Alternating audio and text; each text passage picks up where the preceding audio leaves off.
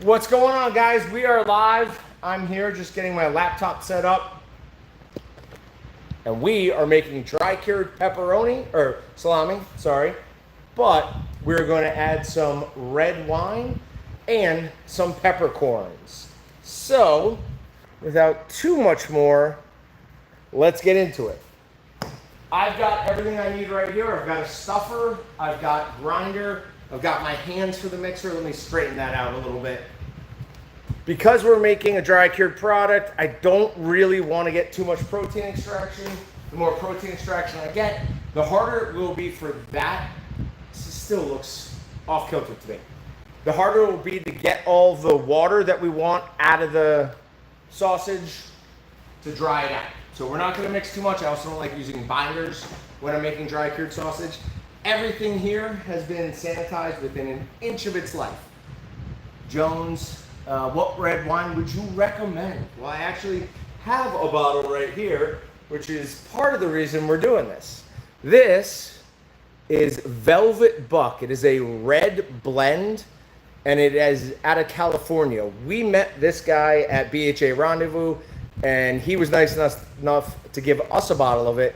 We decided we would try to do something special with it. It has an amazing label. It is actually velvet. That's a very velvety label. And it's out of California. Super nice guy. They're going to send us some more bottles since we are using this for our salami. I've made this salami in the past. It is some of the best salami I've ever made. We're going to use T-SPX. That is the starter culture we're going to use. It's from Bacto Firm. It is a fast-acting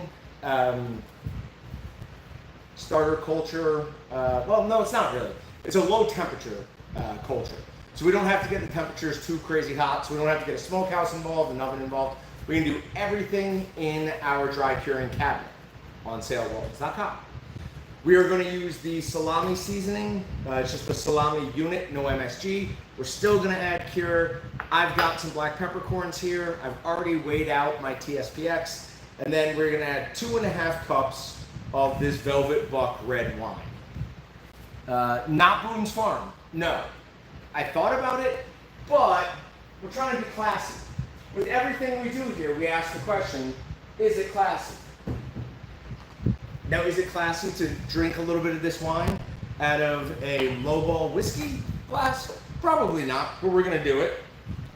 This thing even has their logo on the top of the cork, which is just a nice little touch. So we need 2.5 cups for this, and we're gonna drink a good portion at least of the rest. When we're mixing it in, we're going to want to make sure that we add our starter culture and the wine as far apart in the mixing process as possible. If you introduce them too quickly, we can have basically where we get the lactic acid bacterium drunk, and it doesn't actually work. So, ooh, that is a dark red wine. So this is a red blend. We'll bring this up to the camera to show you guys.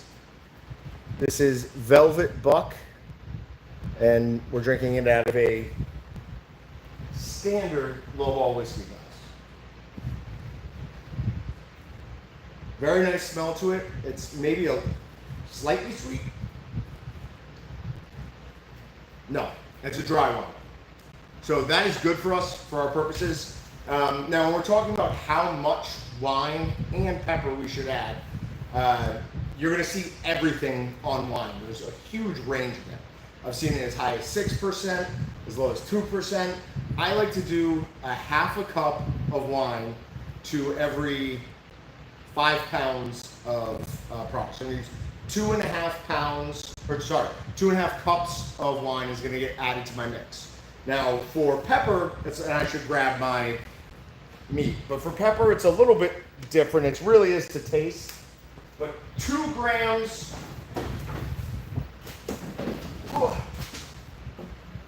to a kilogram is a pretty good ratio there. So we got 2 grams to 2.2 pounds. We're gonna dump this all in here. I already went out and deboned a good amount of this because I didn't want to be spending a ton of time just doing this. Is Allie a wino, and is she going to be upset that you're drinking her wine? First of all, Allie drinks very little, almost none in point of fact, and she won't be upset at all that I'm using this to make a delicious meat product that she'd enjoy more than she'd enjoy the alcohol. I split off a good amount of the fat, so we're going to grind this separately. The tradition, or the fat, we're going to put through a 3/8 plate. That's generally the biggest plate that most retail people are going to have access to. We want nice big fat chunks of fat particles in our sausage, so we're going to grind them separately. I'm actually going to use our standard head for that portion of the grinding, and then I'm going to switch to our one shot, which is going to do both grinds at once, but I'm still only using a 3/16 plate on that. The reason I'm using a little bit bigger of a plate than you might expect, 1/8 when we're making any type of like cured sausage is pretty standard, but the larger the particles are, the easier it is for that moisture to transfer from the outside of the sausage or inside of the sausage to the outside. So it's going to dehydrate at an more even rate. One of the things we're worried about when we're making dry cured sausages is something called case hardening. What case hardening is where the outside of the sausage dries too quickly. So if we don't have enough humidity in our dry curing cabinet, the edges will dry out, and then the inside won't be able to pass that barrier that's formed there, and it'll actually start rotting from the inside. So we want to make sure when we put it in there, we're making it easy for that internal moisture of the sausage to make it to the edge. So we're also going to be using our inedible collagen casings. These are the 65 millimeters. These have to be dealt with a little bit different than other sausage casings. These follow what we call the rule of 15. That is at least a 15-minute soak in 15% water solution, or salt solution, and it has to be 15 degrees Celsius. I'm gonna move this. I am lacking team blue colors. I'm sorry, I just love this hat. I can't get enough of this hat. I'm trying to tell everybody if you go to Waltons.com and you place an order over $500, which is a grinder, one of our nicer stuffers, you do get a free hat. Make sure you add that to your cart. I don't want to see people miss out on that. I want to see more of these W hats around here. All right, so I'm going to get some stuff just moved around here slightly. We are working with a little bit of a packed table because I wanted to show you guys everything. And while we're starting this, I'm going to wake our T-SPX up. So it comes freeze-dried, and to get it activated, we need to obviously measure out the correct amount and then put it in lukewarm water. We don't want hot water, just lukewarm. And a very important thing on this is we need to make sure that absolutely no spices have been in this bowl before it was cleaned last time. There are spices that will cause instant death to any starter culture. So make sure that it's a very, very clean, pristine bowl. 25 grams of T-SPX is enough for 200 kilograms, so 440 pounds of meat. So it's a very small amount that we need to measure out on this. In fact, for this, I think it was 1.4. When I put it in there, it was like 2 grams, which is fine. If we're over on the amount of starter culture we add, that's going to be okay. Because all that's going to happen with starter culture is it's going to eat all the food it can and then basically go dormant. So putting too much in is okay. Putting too little in is a big problem. We are looking to get this to drop from its current pH, usually around a 5.8, 5.6 for pork, and we need it below 5.3 in about 72 hours, hopefully a little bit quicker than that. That is something called degree work hours. It's a little bit complicated to explain without some visual aids, but basically what we do is we take whatever we set the temperature of our dry curing cabinet at. So ours is going to be 72, and we measure the difference between that and 60 degrees. Basically at 60 degrees, fermentation stops. It just doesn't happen below 60 degrees. So 60 degrees is the break point. So we have 12 right there. We now need to multiply that by whatever number of hours it takes to get our sausage below 5.3. In this case, I've never had a problem with T-SPX. We've always gotten it in well below the 1,200 hour limit. 3 days is usually, it doesn't take any longer than that. With the red wine, it's probably gonna happen significantly faster. Now again, everything here has been Maxim hard surface sanitized really, really well. We're not thermally processing any of this. We're relying on pH and just drying, obviously, to render our product safe. So we want to make sure that its bacterial load initially is as low as we can possibly get it. So we're just going to quickly grind this fat.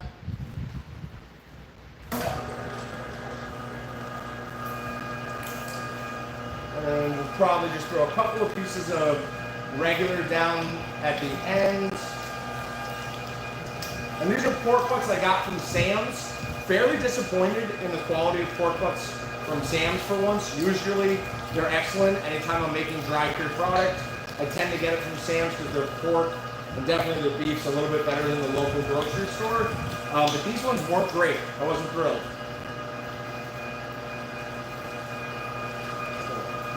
Toss a little bit down there to make sure that all the fat comes through. And then instead of switching out plates, I'm actually just going to switch out heads. Now you can see here, there's definitely some protein along with that nice bright white pork fat, but the fat caps weren't huge on these pork butts, so I just trimmed them and cut them down a little bit more. So we definitely got some protein with it, which is fine. No problem whatsoever. Add some jalapenos. No, not to this batch. This batch is getting red wine and peppercorns. The jalapeno in there could be interesting. We'd have to probably get them fresh, dry them out. I definitely wouldn't want to put, well, why am I saying that? Thinking that through more now. And even a pickled jalapeno might not cause us any problems because we're not concerned with shorting out the emulsion. One of the things when making like snack sticks or things like that, when people want to add sliced jalapenos, they often want to do it pickled, but the vinegar from that can short out our emulsion. However, in this, we don't care about that. So maybe I will try that. That's a good idea. That will go on the idea board. That was free your mind. Thank you for the suggestion. So I boned out these pork butts, but I still left a couple of big chunks here, just so we could do some knife work. Those of you who were on the last live stream were here when I just barely nicked myself, but that thing bled like a stuffed pig. Or stuck pig? Stuck pig, right? Yeah. So I'm just cutting these pork butts up into one long run. Kind of looks like a meat necklace when I'm done with it, but it fits really nicely down the grinder and it just keeps everything moving. So we've got, cut that a little bit more. We've got one nice big long run of meat that we'll trim just a couple of pieces off to make sure it doesn't have any issues. And then we will feed it down the grinder just like that, and it will love it. It'll just pull the meat right behind it and push everything right out. There's no real advantage to doing it. It's just something I've taken to doing recently, and I enjoy it. I like having something that basically is a meat necklace. I'm a simple man. So as we do this with cured sausage, one of the things that we're always super concerned with is we want to get from grinding, mixing, stuffing, we want to get through that as quickly as possible. But with this, oh, it is storming here hard. I don't know if you guys can hear that. But with this, we're not thermal processing this, right? Danger zone is something we're concerned about, obviously, but it's not to the same degree because instead of heat treating this, we're relying on a pH drop to render the product safe to eat. So it's a little bit different. We still don't want our meat sitting out for, long times or anything, but it's not quite as urgent as when we're making, say, snack sticks, summer sausage. I'm going to be making 2 new flavors of summer sausage that will be Waltons branded tomorrow in videos, and those should be out in the coming weeks for you guys. They're both really good. So we're trying to do more of that, more actual Waltons branded things as far as seasonings go. So hopefully you guys enjoy them. It was between doing this and the peppery au jus jerky tonight.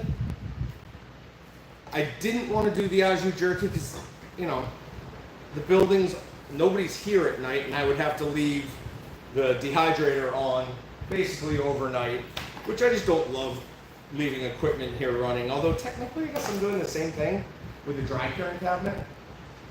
So it's just a little mental hurdle of mine, I guess.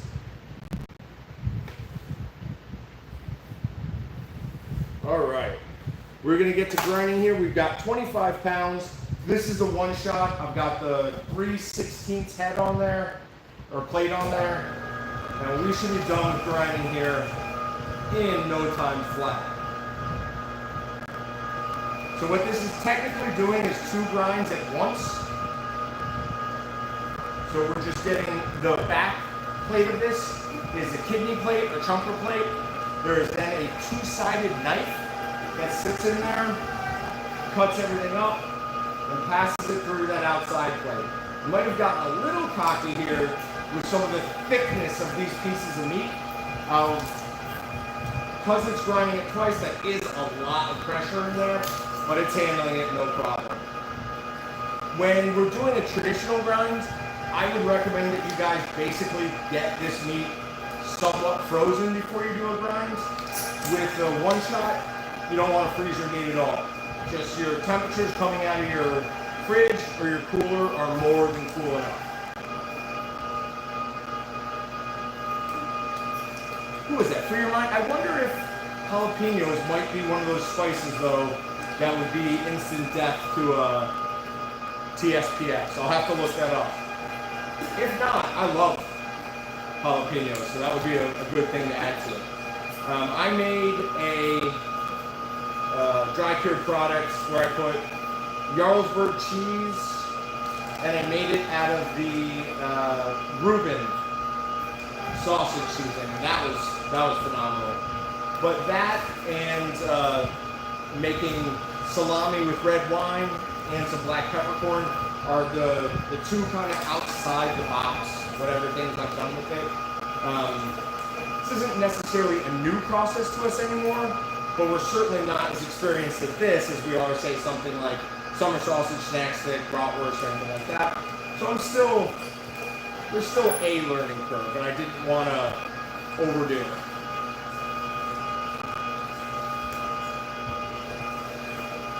So I'm feeding this down just basically as quickly as I want, and it'll take all of it, no problems.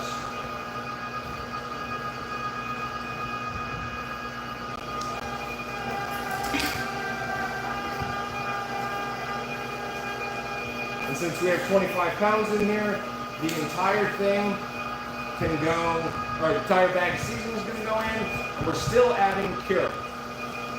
We'll take just a little bit of already ground meat. I don't know if you saw me jump there, but that was a rather loud thunder strike.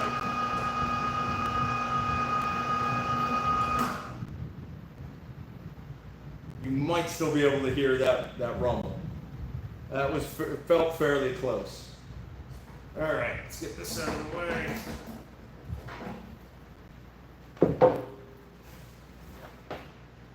And I'm going to do all of my mixing here by hand. The reason I'm doing it by hand is, again, if you're just getting here, I don't want to get protein extraction going here. I only want it to be a nice mix. I want everything mixed in, but I don't want everything super sticky. If I get everything super sticky, it's going to be harder for all the moisture to get out of the meat. So everything I'm doing here, I'm just trying to think, how can I help it make sure that I get a perfect texture at the end by the transfer rate from the inside of the sausage to the outside of the sausage being as close as possible to the evaporation rate off the edge of the sausage. So if I can nail that, and we've gotten pretty good at it, usually we get really good textures. We just brought 50 pounds of this stuff up to the Rendezvous at BHA in Missoula, Montana, backcountry hunters and anglers, and people were freaking out over it. Team Camo, what's going on, Marsh? What are the new summer sausage seasonings? We have 2 of them. They are a blend of jalapeno summer sausage and something we are calling Legacy summer sausage. Okay, so I told you I wanted to add this wine and the T-SPX as far apart as possible. So after I take another drink of this delicious Velvet Buck wine, I'm going to add, don't fall, I'm going to add our starter culture. Now this starter culture feeds off things like dextrose and sugars. So you have to make sure the seasoning that you're using has a high enough sugar content to give it enough food to activate it. And the salami unit does. We have done this before. This is enough for 25 pounds. So we're just gonna mix that all in there. And even though we're not heat treating this, we are still gonna add our SureCure. This is sodium nitrite. This is gonna render the product safe from botulism, and also does have a flavor addition. Some of the smartest meat minds in the world still called it just cured meat flavor. Nobody can really come up with a good explanation of what that flavor is. But I'm gonna also, am I gonna add my peppercorns? No, I'm gonna add those when I add the wine. So I'm just gonna softly start mixing this all in. I wanna make sure that that T-SPX gets all around in here. So I'm really just folding the meat. I'm not working it too hard. I'm being very gentle with it, making sure that I don't start extracting those proteins. And making sure that all this delicious seasoning gets through everything. I chose the 65 millimeter inedible collagen for this because I like it just a little bit thicker. It's still going to be thin for, not thin. The diameter will be less than what you would think of like a traditional salami being. You can do those big, wide, almost bologna casings, but just remember, you're going to have a harder time getting all that moisture from the inside of the sausage out, and it's going to take significantly longer. We are going to put this in the dry curing cabinet tonight, and then, what is today, Monday? Then by Wednesday, we'll start checking the pH. And what we need to see there is a pH below 5.3. I'm guessing with the addition of the wine and how well the T-SPX works at lower temperatures, I'm guessing by Wednesday we'll probably be at 5.2, which is generally good enough for me. I don't need it. I don't need a 4.9 sausage most of the time. At that point, we will reduce both the temperature and the humidity in the dry curing cabinet. And then it's basically lock the door to that and wait to make sure it dries correctly. We also are going to monitor it very closely at that point to make sure we're not growing any mold in there. Listen, things happen. This cabinet is right by a door that people go in and out to the outside. Some mold spores might make it in here. They might transfer inside the cabinet. We're going to do our absolute best to make sure that we don't have any spoilage materials or mold growing in there or around it. We keep everything very clean in here, but sometimes it happens. When that does happen, I get a 50-50 mix of vinegar and water, and I take everything out of there. I wipe down the cabinet completely, and then I wipe down each sausage, and we hang them back in there. There's no problems with it generally. What you do have to look out for is if the mold has grown what they call legs and eaten into the casing. At that point, you have a tough decision to make. But if the mold's just on the outside of the sausage and it's a white, harmless mold, you should be fine. Now, when we start looking at greens, blues, certainly blacks, then we might need to change our minds. But for the most part, if it's just that white, normal, fuzzy mold, you're fine.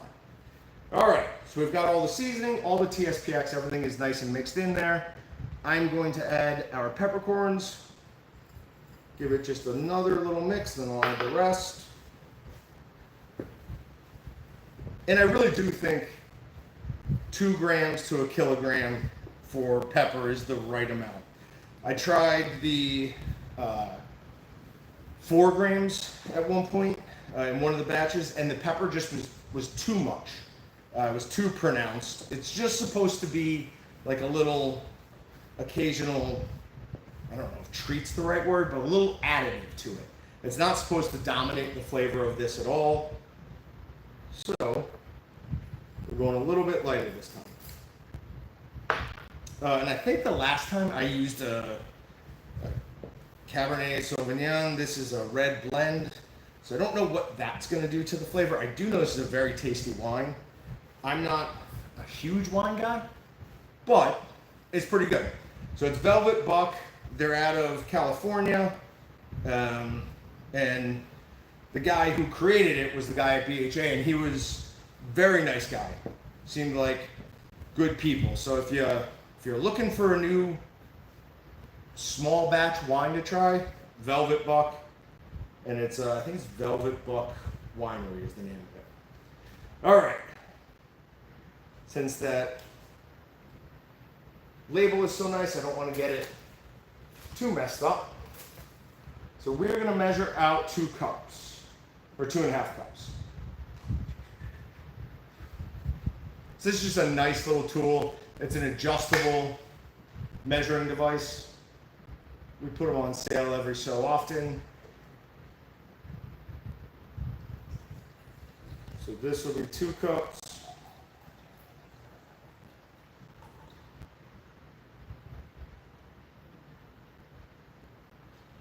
We will mix that or dump that right in. And then we need another 1/2 cup.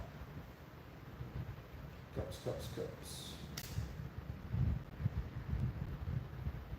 So you just move this plunger, and that tells you how much you have in cups, fluid ounces, milliliters. Yeah. Let's get this out of the way. And while I'm doing this, I'm going to start making up my 15% salt solution.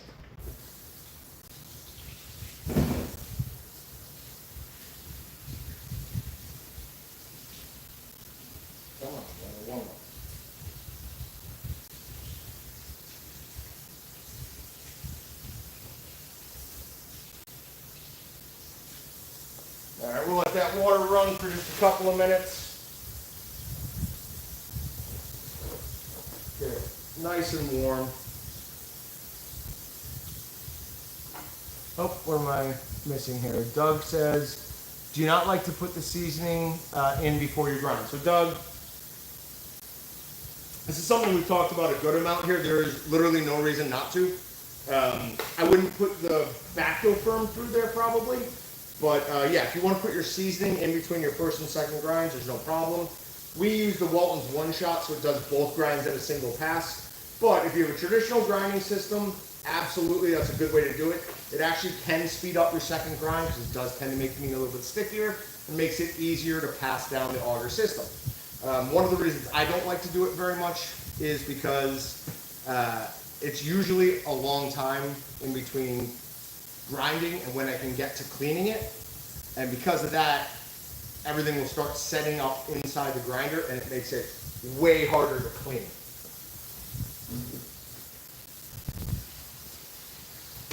There we go. All right, our water's at the right temperature.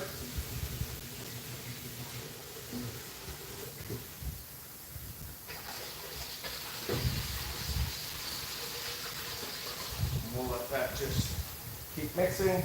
Or keep filling.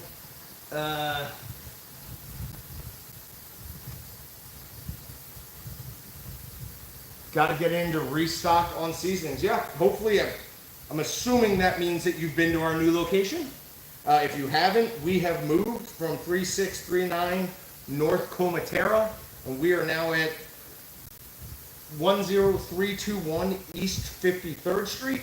It is in the same town. It's actually just like 2 miles up from the old place, but we changed both our corporate office and our retail store locations to a brand new building, and hopefully here sometime in the next couple of weeks we can take one of these Monday live streams, and instead of making something, we're literally just gonna, Allie and I will walk around the building showing you guys our new shipping, office spaces, excuse me, our retail store, our service shop. It's pretty cool. The move went, for the most part, very, very smoothly. Okay, cool. So hopefully you were aware of the new place. We have done a ton of stuff talking about the fact that we're no longer at 3639 North Comatera. The hardest thing that we're having to deal with now is Apple Maps still shows us at the old location, and man, they make it difficult. From dealing with all the, the Googles, the Apples, the whoever's, the two hardest to deal with are Facebook, not necessarily Meta, but specifically Facebook, and Apple. They're just annoying. I mean, I get why they do it. It's, they're trying to make sure everything's secure and nobody has access to your account that shouldn't.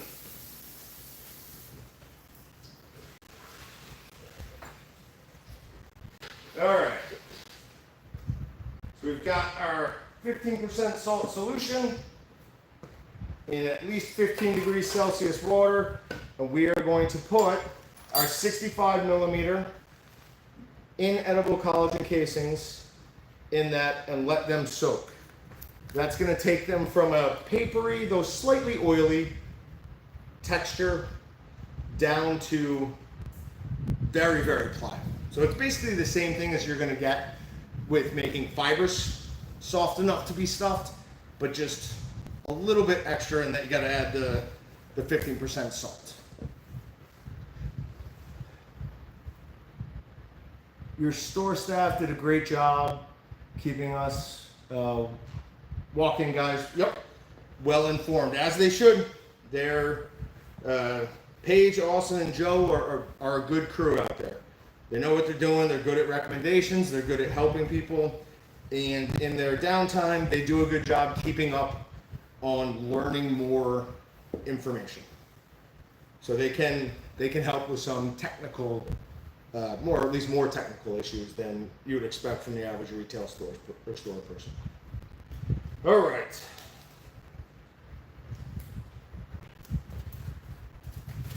We are ready to stuff. I'm going to get my grinder out of here, bring over our 30-pound electric stuffer.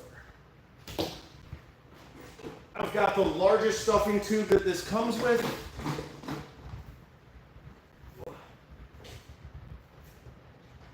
And again, everything's already been sanitized and white oiled.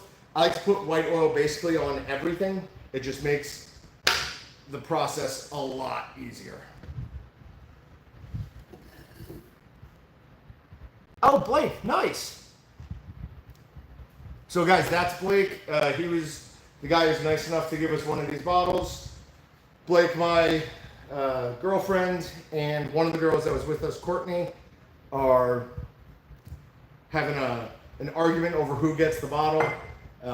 Unfortunately for my girlfriend, Courtney's getting it because she came to BHA with us and helped out. But hopefully, Allie said something that you might be sending us another bottle. You want to talk a little bit about what the red blend is in there, Blake? And we should get you on the podcast for an episode. And I know you said that you had like a deal coming up, but I can't remember who it was with. If it was a distributor, or what it was, but let people know where they'd be able to get some of this delicious wine. And while you're doing that, I will show you the color of this. So that red wine is giving it a nice, almost purplish color. And I'm very excited. The smell of this, I think the texture is going to be perfect. I've got really nice white, big, fat chunks in there for some dramatic appearance and some really, really delicious plants.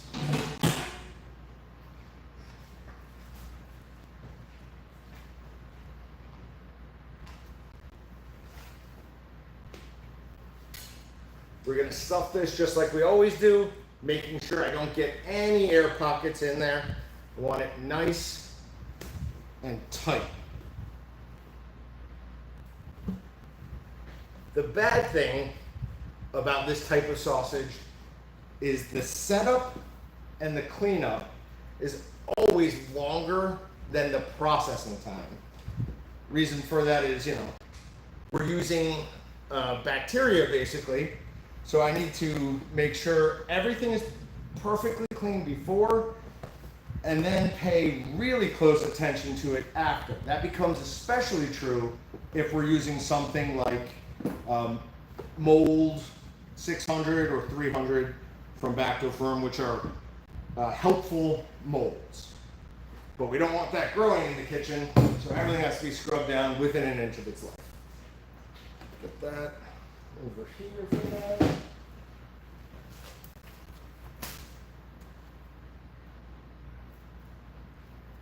So it's a blend of Syrah, Petite Syrah, Cabernet, and a Zinfandel. Okay? Well, it's very tasty then. I'm not the biggest red wine fan, or I'm just not the biggest wine fan in the world, but that is a very tasty red wine.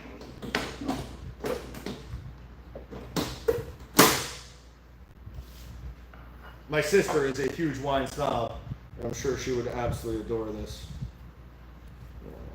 So Courtney, if you're out there and watching, your bottle is ready to come, ready for you to come and claim it. We just look quickly because there is some cool artistry on the cork. We've got the deer head logo, and then around the edge it looks like some topography maps. Some topography maps and more deer head logos. We're just going to let these soak for just a couple more minutes, although they are already really nice and pliable. Sir Luckett, yep, this is the 30-pound model. Between the 20 and 30 pound, I know there's like I don't know if it's $100 or $150 difference at this point. But I know there's a price difference, but I do recommend the 30 pound for a few reasons. One, I can put a 25-pound batch in it, no problem. Two, where the braces hook up just is a little bit better design in my opinion. Yeah. I've used this thing for thousands of pounds of sausage at this point. After we've stuffed it, we're going to use our Waltons clippers. Just get that end nice and closed. And then I've taken some S-hooks, cut them in half, bent them a little bit so that I can make a really nice, tight way to hang from the top shelf. If you use a regular S-hook, we're losing another like 3 inches, so we'd have to make our sausages shorter. So by doing this, I get to keep them tucked up against that top shelf, and I can make my sausages just a little bit longer. All right, let's move some stuff out of the way so you guys can see this.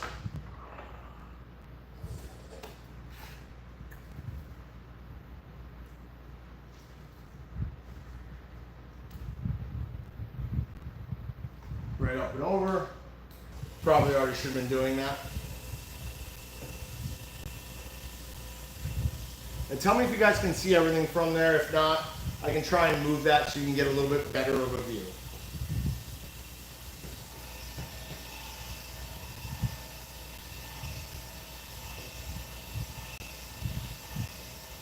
But I've used everything from regular collagen, clear collagen, to natural hog of all sorts, of all sizes, beef middles, and this inedible collagen casing to make dry cured sausage at this point. And I think this is my favorite. All right, so I want to make this nice and tight here.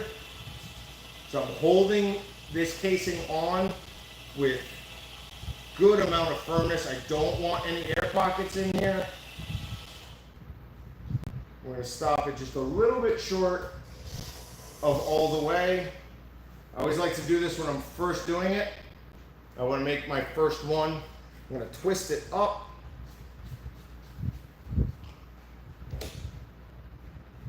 Get it cinched. And then I'm going to go hang it, quote unquote, in the dry curing cabinet to make sure that it's the proper length.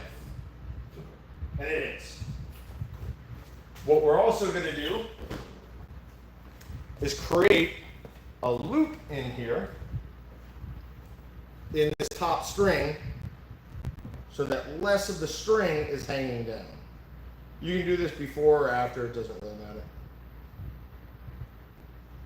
There we go, one done. The nice thing about using 65mm casings is the stuffing goes very fast. So we've got it on there nice and tight, engage it, hold it down nice and tight so it's forcing the casing out.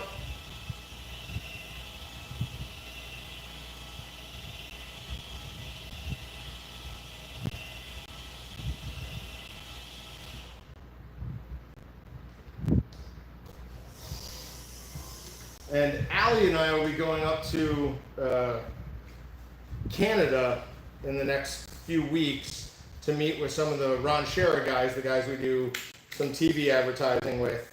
And I think this would be a nice thing to bring up to them. Although I don't know about getting this through Canadian customs. We'll see how that goes.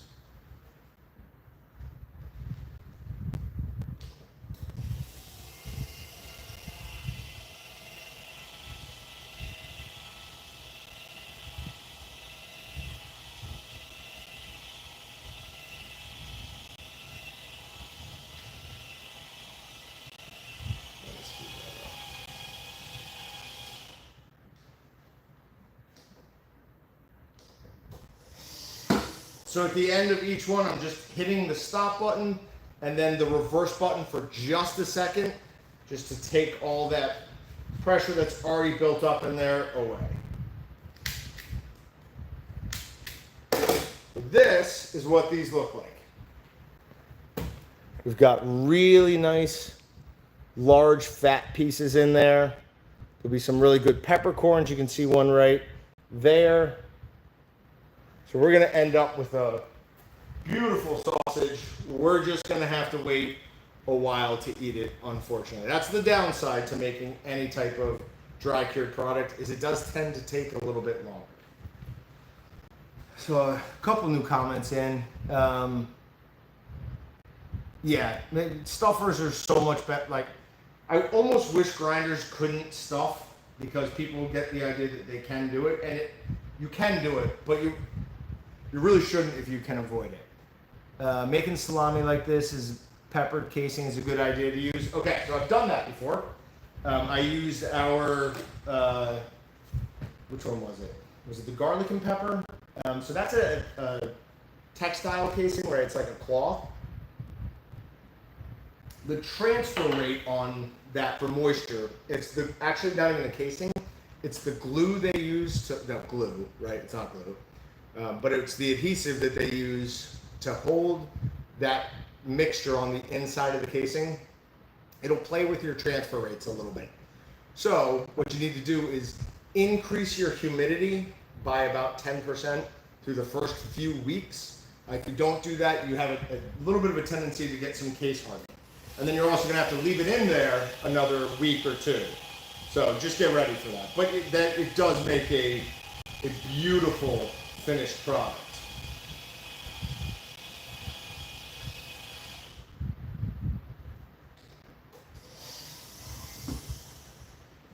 And I might have done a rather large faux pas. I might not have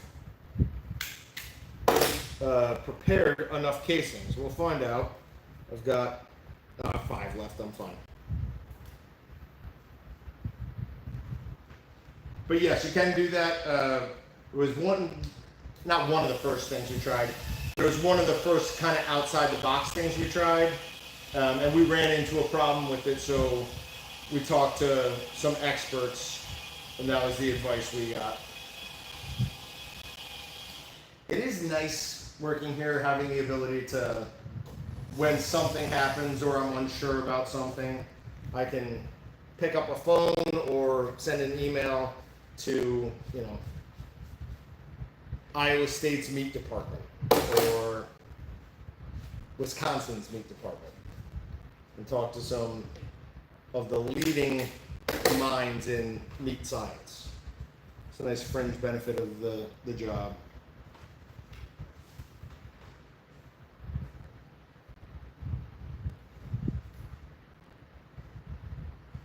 Yeah, we're gonna be just fine with this amount of casing.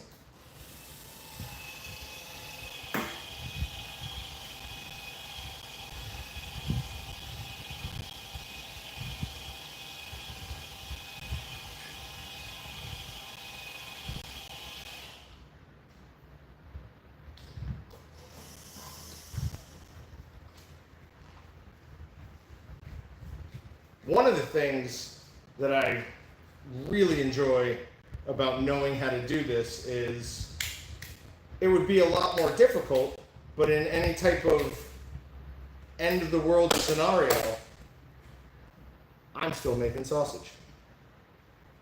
Be a little bit difficult to find places with the correct humidity, but we could create something, I'm sure.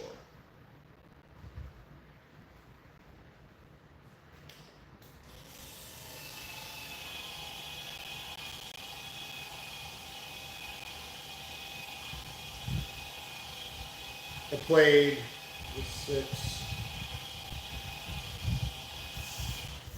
played 67 holes of golf this weekend, so my hands are extremely tired. Even just holding this casing on there is a little bit difficult. It kind of just wants to let go. All right, we've got 3 casings left, which will be more than enough.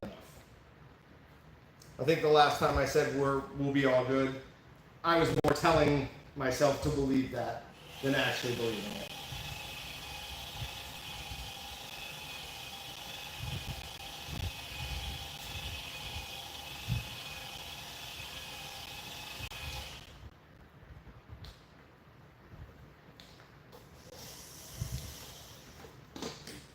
All right. 1 or 2 more casings.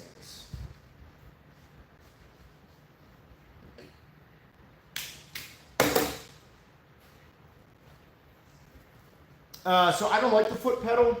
That's Sir Luckett. It's a really weird reason to not like the foot pedal. But growing up my entire life, I had shin splints. So that motion is not one that feels good on my legs. But yeah, no, lots of people do like the foot pedal. I'm just not a fan personally. I got weak shins.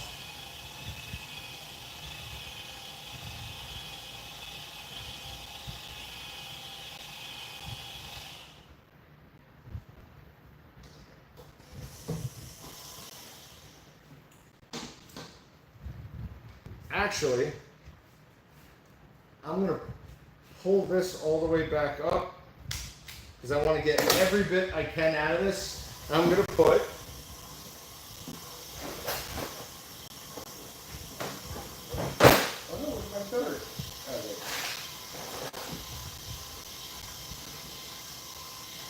I'm going to put my Waltons stuffer flusher eggs down there to try to get as much of that out as possible.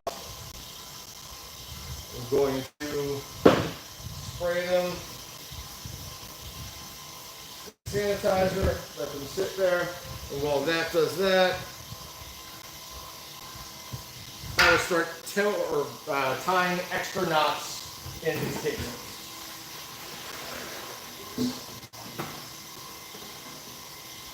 So I'm just taking this loop, right? So I would be holding it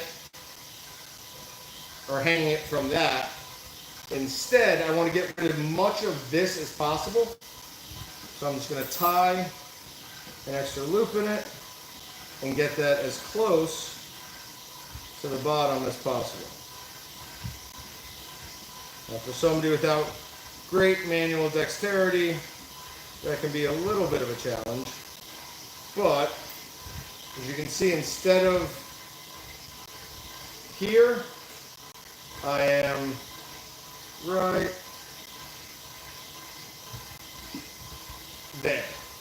That's way more sausage I can get on that without it running into the bottom.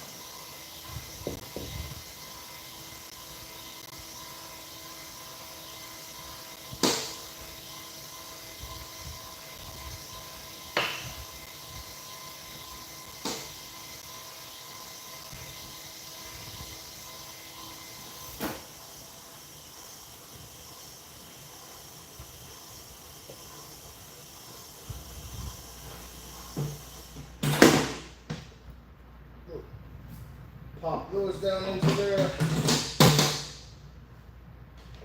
Start the trip back down. Does anyone have any questions on non-dry cured sausage stuff?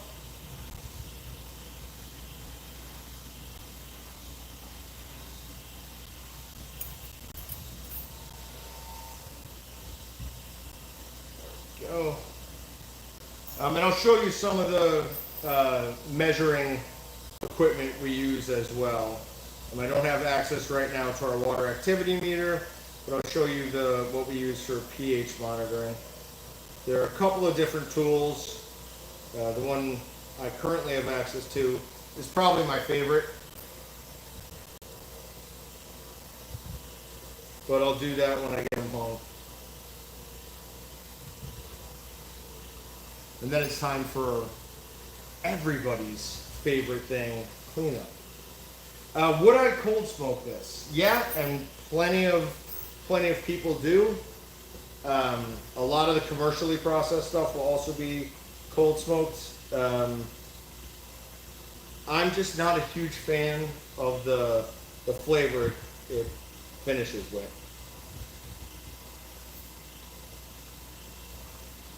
When it comes to old world things like this, like pepperonis, salamis, I like the basics. They've been around for thousands of years for a good reason. Right? There's not a ton of innovation that's happened other than, Bacto Firm figuring out how to correctly freeze dry all the starter cultures is obviously a huge one.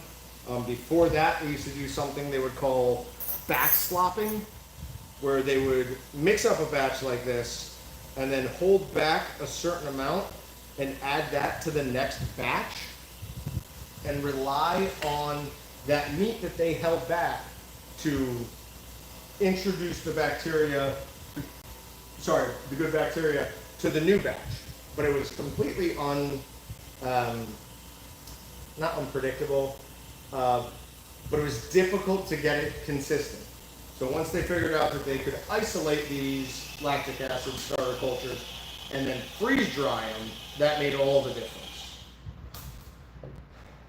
So we really didn't get a very big piece off of that one, but it is more salami than we would have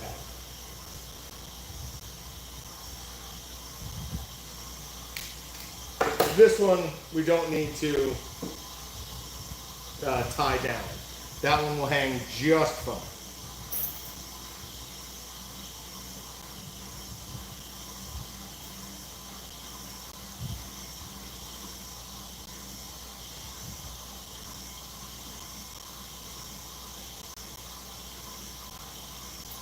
So it's interesting, on the Thursday ones we tend to have a lot more random people in trying to get me to say stupid things.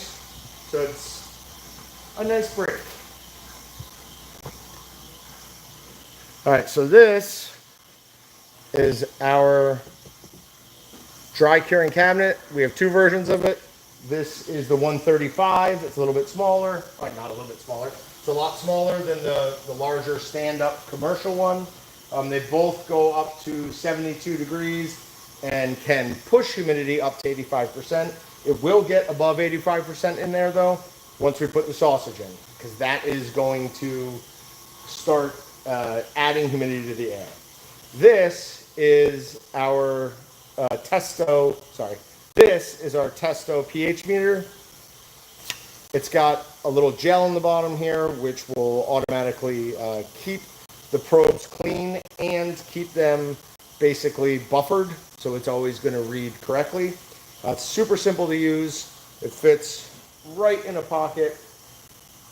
Good, easy way to monitor pH on dry cured sausage or any other type of sausage. The next thing I want to do, and I am going to do this fairly soon, especially since I have TSPX now, is I will do this phase. I'll do the pH drop, but then I'm going to cook it.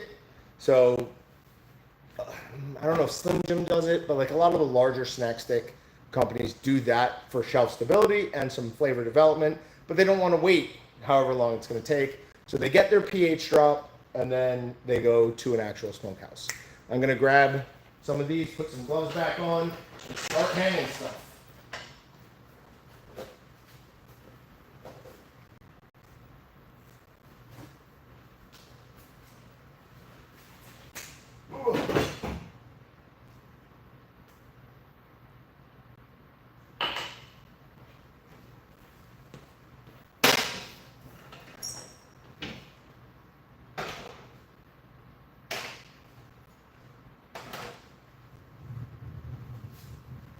I don't know if you guys can hear that, but the thunder is non-stop here right now.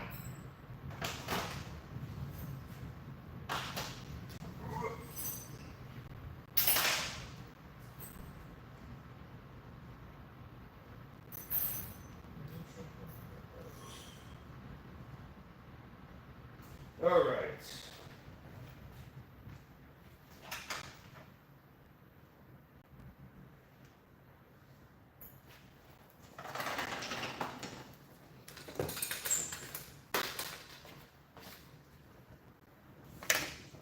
So, we want to make sure that, turn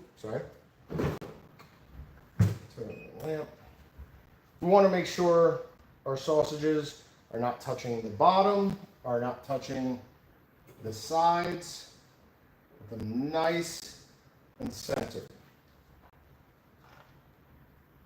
And that one might need to come up at the front, we'll see. Perfect. I am worried about that one long one I made. It's going to want to touch the bottom. I'm going to have to do something different with that.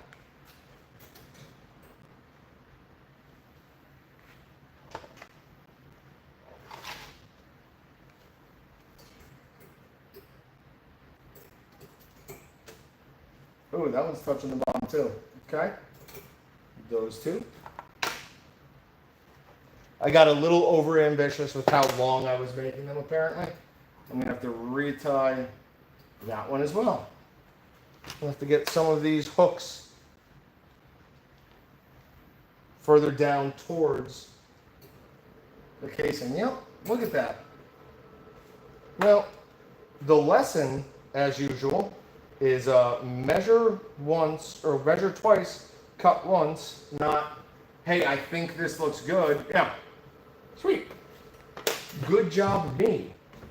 So, we're going to go ahead and start working on retying some of these. Waltons sells those cure chambers. Yep, that is our 135. It's a dry cured cabinet designed or aimed at least at the retail market. We do have a commercial version of it, but that's usually out of the price range that most retail people want to spend. I think that one's around $4,000, like high fours. This one is usually around $2,100. So they're expensive, but they do a very good job. And I should cut off the bottoms of these. I'll be right back.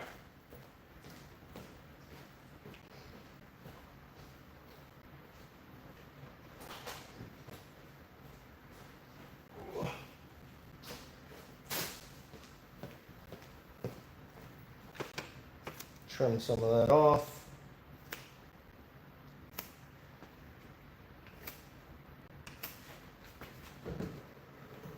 As well.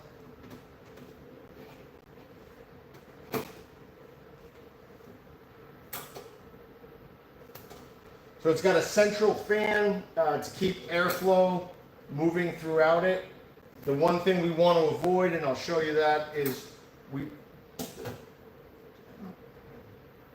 going to re-tie that one as well. The one thing we want to avoid is putting a sausage directly over that fan.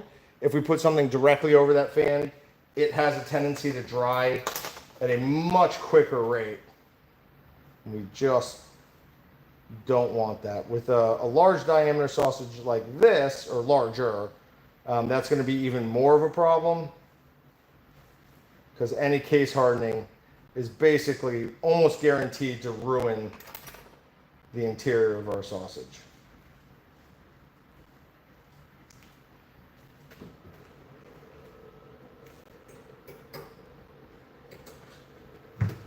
Is this one just bad? Maybe it's the hook. There we go. Let's see if that's better. And there we go. Much better.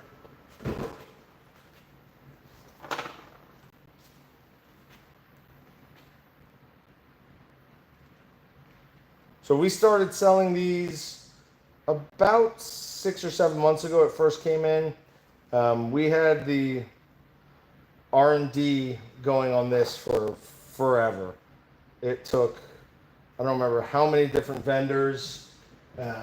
We ran into all sorts of weird things. A vendor who assured us that having particle board as part of the base of the system, exposed particle board, was fine. That wasn't going to create any issues. Then we had ones where they said that they could change the humidity, but all they could do was remove humidity through regular refrigeration. It had no way of actually like increasing the humidity, which was a bit eye-opening, to be honest. Nope. This one is just too long for how I want to do it, so I'm going to have to figure out something different with that one. I've seen people zip tie them to the top shelves before. Nothing wrong with doing that. It's just probably need to have the whole thing out, the whole shelf out before you do it.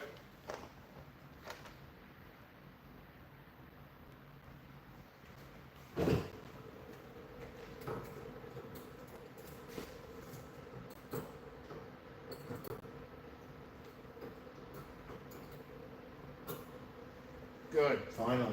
Got that one done. All right, little one, and then I'll find something to do. Find a way to fix the big one. And we're good. All right. But I don't want one over the fan. That would free up the hang space for another sausage. Maybe you need some type of deflector over the fan. Yeah, that's a possibility. My thought process on that is, I mean, that's, you know, it's a small fan. It's probably 3-inch diameter. If it had a deflector, I would think maybe it wouldn't have enough power to move the air as much as we want. Stagnant air in there really can create a really large problem. So I'm just not sure. Maybe it'll work. We can always see if we can get some testing done on it. All right, well, thank you to Velvet Buck. We appreciate the delicious wine. We will make sure you get some of that sent to you guys. Hopefully you'll send us some more wine. Maybe we can make some more products together in the future. We'll see you guys.